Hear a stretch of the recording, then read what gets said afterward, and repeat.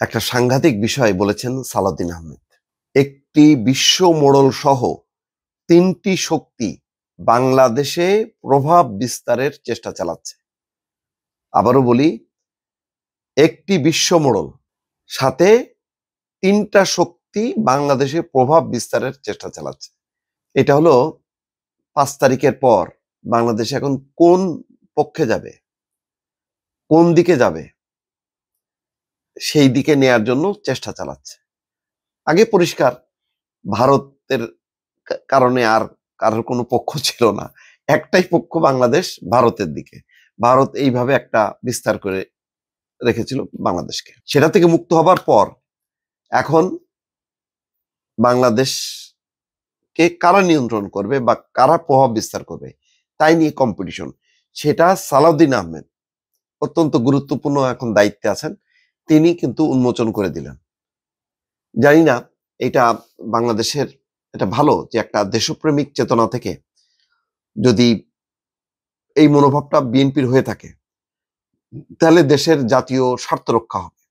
তাহলে বাংলাদেশ যদি কোনো একটা পক্ষে যায় তাহলে বিপদ হবে। তবে এটা ঠিক, ভারতকে আবার ব্যালেন্স করার জন্য কোনো না কোনো পক্ষের সঙ্গে বাংলাদেশের সাথে, বাংলাদেশকে এমন একটা শক্তির সাথে তার সম্পর্ক গড়ে তুলতে হবে যেটা ভারতকে ব্যালেন্স করবে। যদি আমি কারোর সাথেই নাই এমন একটা অবস্থায় থাকি তাহলে ভারত কিন্তু চেপে পড়বে। কারণ ভারতকে আমরা রক্ত খাওয়ানো শিখাই দিছি। সে তো স্বাদ পেয়ে গেছে, রক্তের স্বাদ পেয়ে গেছে। যে ১৫ বছর বাংলাদেশকে খাইতে খাইতে তার যে রক্তের স্বাদ, সে তো আবারও ছোবল দিয়ে তেমনটা পাইতে চাইবে। এটাকে রক্ষা কি বাংলাদেশ নিজে নিজে করতে পারবে?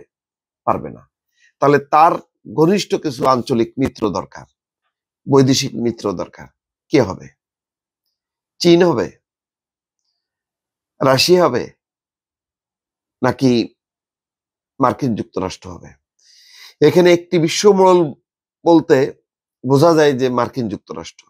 আর ৩টি শক্তির আমি ২টা শক্তি বুঝি, ভারত আর চীন।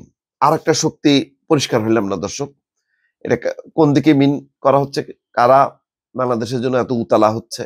তো যাই হোক, উনি যেটা বলতেছেন যে এটা হলো আবরার ফাহাদের মৃত্যুবার্ষিকী উপলক্ষে টিএসসি মিলনায়তনে এক আলোচনা সভায় বলতেছেন তিনি, এই মুহূর্তে যে বিষয় নিয়ে কথা বলা উচিত তা হচ্ছে পৃথিবীতে ৩টি শক্তি আমাদের এখানে প্রভাব বিস্তারের জন্য চেষ্টা করছে। ২টি আঞ্চলিক শক্তি, পরাশক্তিও বটে তারা, একটি বিশ্ব মোড়ল। তার মানে মোট ৩টা। এর মধ্যে হচ্ছে একটা হচ্ছে বিশ্ব শক্তি, মানে বিশ্ব মোড়ল আমেরিকা, আর ২টা যদি আঞ্চলিক শক্তি হয় তাহলে চীন আর ভারত। পরিষ্কার, সবাই এখানে একটা হেজমনি বা আধিপত্য সৃষ্টির চেষ্টা চালাচ্ছে, প্রত্যেকেরই আলাদা আলাদা স্বার্থ। কিন্তু আমাদের স্বার্থ ক্ষতিগ্রস্ত হবে ৩টার দ্বারাই একইভাবে। এটা ঠিক। যদি আমি ভারতের কাছে বিলীন হয়ে যাই তাহলে আমরা কি পরিমাণ ক্ষতিগ্রস্ত হব সেটা তো বোঝাই গেছে। মানে আমরা কোনো কিছু পাবো না, আমরা পানি পাবো না, আমরা সীমান্ত ওই হত্যা ওইটা রুখতে পারবো না। আরো অনেকগুলো বিষয় আছে, আমাদের আমাদের কোনো স্বার্থ সিদ্ধ হবে না। শুধু আমরা আঞ্চলিক বাণিজ্যের কিছু সুবিধাটা পাবো, সেটা ভারতও পাবে, আরো বেশি পাবে। আমরা সেই তুলনায় কিছুই না। অন্যদিকে চীন আমাদের হচ্ছে উন্নয়নের বন্ধু, কিন্তু চীনের ঋণের ফাঁদও আছে।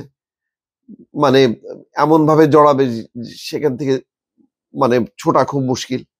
আর আমেরিকা তো আমেরিকাই, আমেরিকার এ হইলে মানে সে যেখানে যেখানে নিষেধাজ্ঞা দেবে কারোর সাথে আমি বাণিজ্য করতে পারবো না। যেটা নিয়ে ভারতের সাথে এখন দ্বন্দ্ব, যে ভারত কেন রাশিয়া থেকে তেল কেনে, অথচ ভারতের রাশিয়া থেকে তেল কেনা ছাড়া উপায়ও নেই।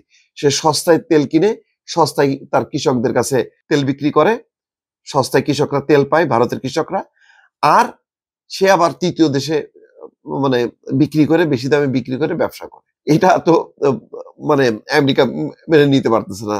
আমেরিকা বলার চেষ্টা করতেছে যে তুমি এই তেল বিক্রি করো, সস্তায় তেল কিনে এই টাকা দিয়ে রাশিয়া অস্ত্র বানাচ্ছে এবং ইউক্রেনে রক্ত ঝরাচ্ছে। যাক, সেটা অন্য বিতর্ক। আমাদের ব্যাপারটা হলো যে আমরা এখন কোন দিকে যাব? আমরা কি আগের মতন ভারতের সাথে সন্ধি করব?